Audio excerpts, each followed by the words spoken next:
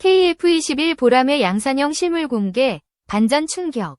속보, KF-21 실전기체 2차 조립 완성. 미 CNN 단독 보도, 한 기술력 놀랍다. 우리 손으로 개발한 4.5세대 초음속 전투기 KF-21이 드디어 양산된다. KAI, 한국항공우주산업, 은 25일 방위사업청과 한국형 전투기 KF-21 최초 양산 계약을 체결했다고 밝혔다. 이번 계약은 KF-21 총 20대와 후속군 수지원, 기술교범, 교육 등을 포함해 총 1조 9,600억 원 규모다. 한국형 전투기 KF-X 체계 개발 사업은 공군의 장기운영 전투기 F4, F5를 대체하고 미래 전장운용 개념에 부합되는 4.5세대 전투기를 개발하기 위한 사업으로 2015년 체계 개발에 착수했다.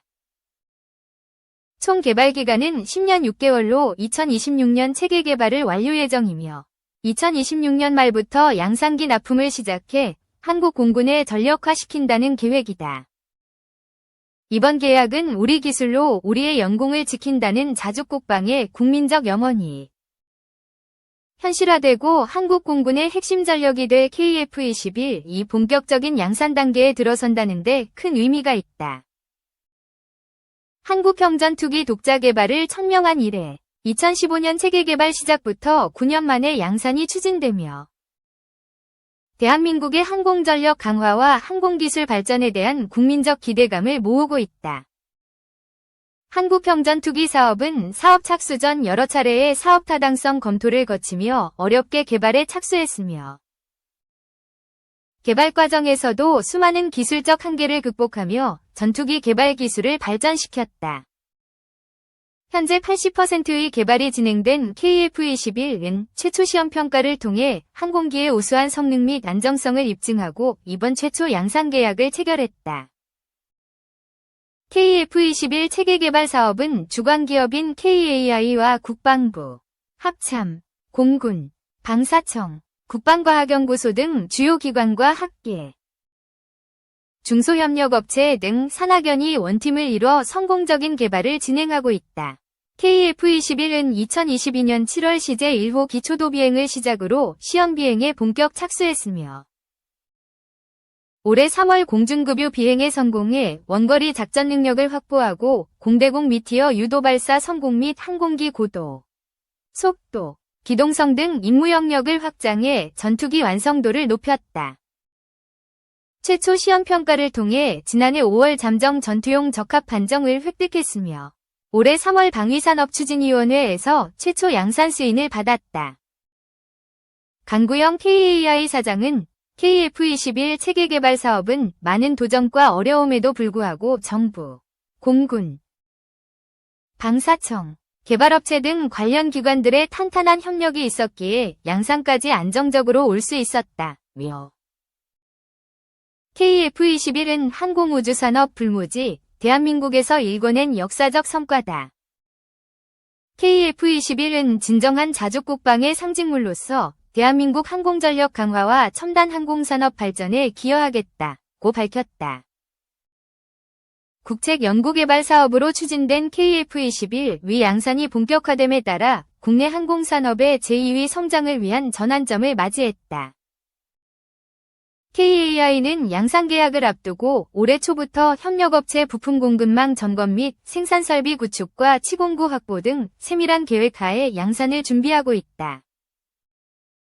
KF-21 개발에는 약 600여 개 국내 협력업체가 참여하고 있으며 국산화율 65%를 목표로 개발 중이다.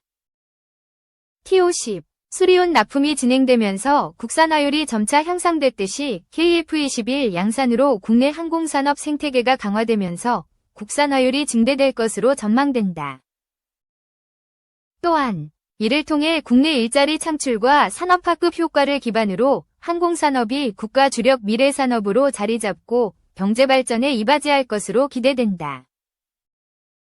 최근 FA50의 수출이 확대되면서 글로벌 시장에서 국산 항공기에 대한 관심이 높아지고 있고 KF-21이 FA50 다목적 전투기를 잇는 K방산의 차세대 주자로 주목받고 있다. KF-21은 AI, 빅데이터 등 4차 산업혁명 기술 등장 이후 처음으로 개발되는 전투기로 최신의 항전 장비와 첨단 소재, 기술들이 적용되어 있어 4.5세대 전투기 시장에서 높은 평가를 받고 있다. 앞으로 KAI는 KF-21 기반 플랫폼 및 연관 무기체계 발전에 필요한 기술 개발 등 자체 준비를 보다 가속화하고 나아가 유무인복합체계 기술 및 차세대 공중전투체계 NACS, 넥스트 제너레이션 에리얼 컨트롤 시스템 등 6세대 전투기로의 확장성을 통해 글로벌 시장 개척 활동에 적극적으로 나설 예정이다. 2. 뉴스 속 무기. 내구도 규격 문제 정리하고 4차 양산에 국산 변속기 적용하는 K2 전차. K2 전차에 장착되는 1500마력 파워팩은 2005년부터 2014년까지 1000억 원이 넘는 비용을 투자해 독일과 미국에 이어 세계 세 번째로 개발에 성공했다. 시제품이 개발 및 운용시험 평가를 모두 통과하자 그 결과를 바탕으로 국방규격서를 만들었고 이에 따라 양산 제품을 제작했다. 하지만 국방기술품질원의 최초 생산품 검사에서 변속기가 국방규격서의 내구도 평가 기준에 도달하지 못했다. 이로 인해 국산 파워팩 개발이 지연되면서 1차 양산분 100대에는 독일 MTU사의 파워팩이 우선 장착됐다. 2차 양산에서는 국산 파워팩을 장착하기로 계획했으나 변속기가 내구도 시험을 통과하지 못하자 국산 엔진에 독일산 변속기를 수입해 파워팩을 만들었고 이러한 상황은 3차 양산까지 이어졌다. 지난해 폴란드로 수출한 K2 전차에도 국산 엔진과 독일산 변속기를 조합한 파워팩이 적용됐다. 하지만 지난해 초 K2 전차의 기술을 이전받은 튀르키예가 국산 변속기를 시험하고 성능이 검증돼 앞으로 생산하는 알타이 전차에 국산 변속기를 장착하겠다며 S&T 다이나믹스, 9ST 중공업과 계약까지 체결했다. 그러자 방사청은 K2 전차에도 국산 변속기를 적용하기 위해 내구도 시험을 다시 진행했다. 국산 변속기 내구도 기준은 기본 기능을 상실하거나 심각한 성능 저하 없이 320시간 9600km 거리까지 운용이 가능해야 한다. 그런데 S&T 다이나믹스가 개발한 변속기는 306시간 9200km에서 결함이 발생해 검사를 종료했다. 국방규격서의 기준을 충족하지 못한 것이다. 이런 상황 속에서 이번 방추위가 열렸고 드디어 4차 양산분 150대의 국산 변속기를 적용하는 것으로 의결됐다.